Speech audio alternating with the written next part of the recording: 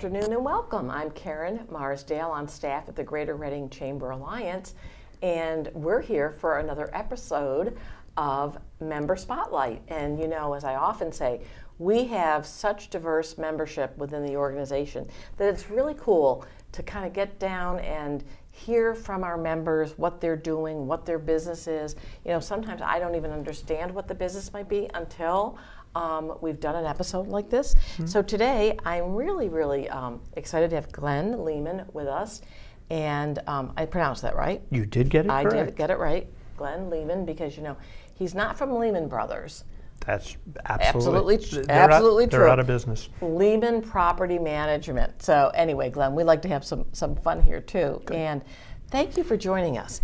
And as I said, property management, and I know you have more than one office. You're here in Wyomissing, and then you're also in Harrisburg. We have an office in Harrisburg. Harrisburg and Berks County.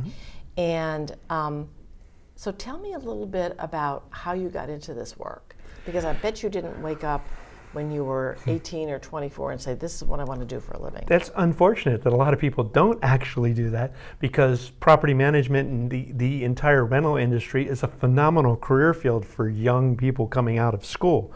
But no, it's not where I started. I did a lot of years in service. I rode submarines for a living. Cool.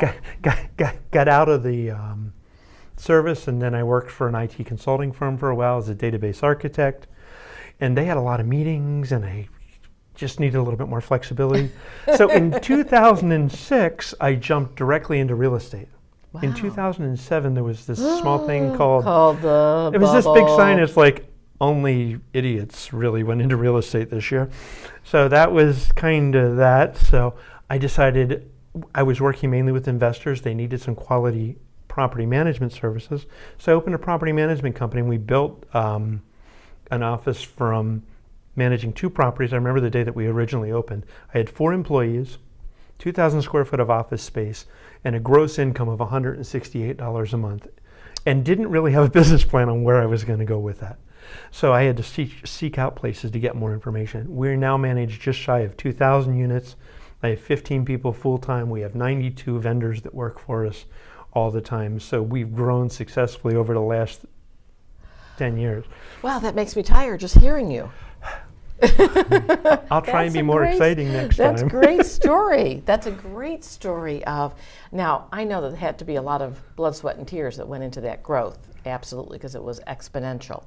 But so tell me exactly what you do. Okay, we manage lots of things. First off, we started managing single-family renters working rental properties, working with independent rental owners or people that had bought one investment property. Okay. So we worked with individuals that had very small portfolios. We also, throughout the real estate recession, worked with a lot of people that had properties that they couldn't sell. So they were novice, had no knowledge of at all. They didn't want to be investors, but they were stuck with a house they couldn't sell. So we helped them out and being able to rent out their properties. We moved into small multifamilies. 2 years ago, we opened up an entire division to manage homeowner associations, condominium associations. We can manage manufactured home communities. We're expanding now into office space and large apartment communities that we can bring in with that. So pretty much any real estate that can be managed, we can take care of the tenant's needs, we can coordinate the maintenance, we can find people to move in there, and we're really there to be of service and help investors learn and help them be successful while we're preserving the property value and giving generally people in offices, people in communities, a great living experience. That's really interesting. So it kind of goes the gamut from, you went the gamut from, you know, just single dwellings into these multi-faceted, you know, whether it's commercial, large properties. Wow. And did you kind of learn as you went? In the beginning, I learned the school of hard knocks. Just make a mistake, go do it. I had a little bit of ego associated with coming out of the IT profession, that because I worked in the IT profession, that made me smart. I was used. I like that. I was used to going into big companies. I worked for R. Donnelley at one point in time. I worked for other large firms where you'd go in and they would hire you as a consultant. You'd come in, you'd talk to them for an hour, then you'd tell them how to change their business. It's just kind of so I had that kind of confidence going in. It wasn't until about 2009 I got involved with the National Association of Residential Property Managers that I didn't know what I didn't know. And I started getting more skills, and then I started finding resources that are available, because if I only work with the knowledge that I have when I get up in the morning, I'm not very... Oh, I like when you say that. I'm not really good.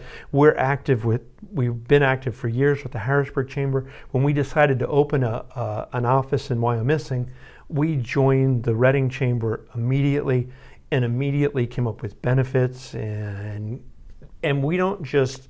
A lot of people, they send in their dues, and they put up the plaque that you send out to them, and they say, "Oh, we belong." That's not what belonging is about. Belonging's about getting involved, doing something, participating, and giving so that you can get.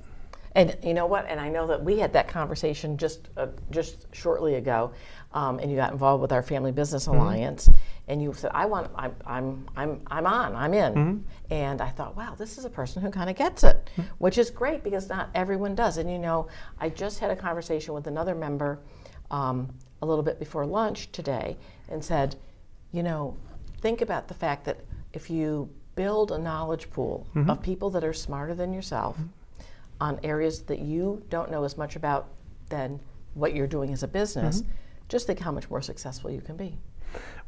I have some great people that work for me, and I love to tell stories. So one of the neater things that we did is I took 6 people from my office to a class on marketing. Now, given the fact that that's only 15 people, I basically took half the company to this marketing class, and they talked about mission and vision, and we decided we needed to clean up our mission statement so that it would say what we are. So we rewrote, after some input, what our mission statement is, and I got it. I can do this. Our mission is to be the technical and ethical leaders in the property management industry, and to share that knowledge with the world. We will teach our competitors, we will teach our investors, we will teach anybody that's out there what they want to know about property management. And to us, that's kind of us giving back to everybody.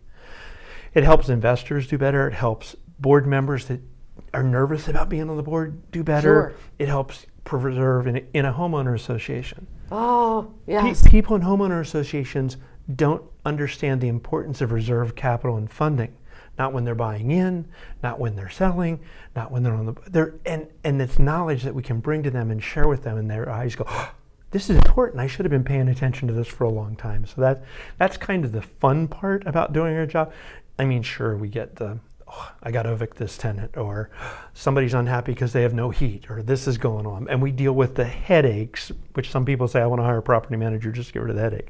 But it's more about helping somebody who bought that rental property so that they can have an investment, so that later on in life, when their child's ready to go to college, they can pull the money out of that investment to pay for their their child's college education. Sure. Because in the last 15 years, we've taken care of the property, gotten them a better equity position, got them the ability to get that money back so they can not have to go out and borrow money to send somebody to college. You know, I really like your philosophy. I think it's really the best philosophy any business can have, regardless of size, small, medium, large. You really have to have that sense of you know, strong character, standing behind your word, giving back. I really appreciate, you know, that you're founded on that.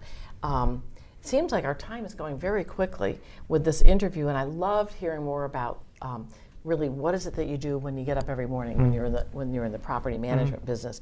So thank you for kind of giving us that, and also for the fact that you're finding value already, you know, in our organization, which is very, very important, because so many people do exactly what we say.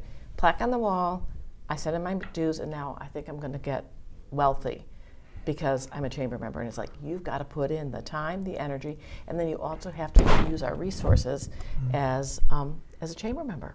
Seems like you're doing it. Since joining our connection, you guys hooked us up with the Family Business Alliance. We work with their mentoring program, or their group that once a month we meet with Dan. It's like sitting down talking about with family-owned businesses about things that affect family-owned businesses.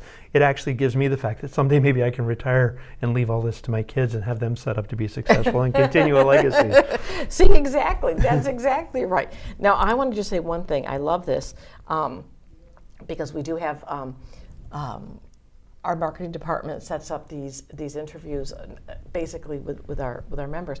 And you said something that was just lovely, that you met your lovely wife 24 years ago and stationed in New London, Connecticut. Yes. I'm from Massachusetts, and I happen to know where New London, Connecticut is. And you have 4 children. So this is great because you're setting a legacy for 4 kids, and you still have a wonderful wife that sounds like you're really, having a good time together. So wonderful. You work hard, and you have a great, legacy behind that. So thank you, Glenn, for coming in. We appreciate it, and I hope you had fun with us today. Absolutely. Oh, good, good.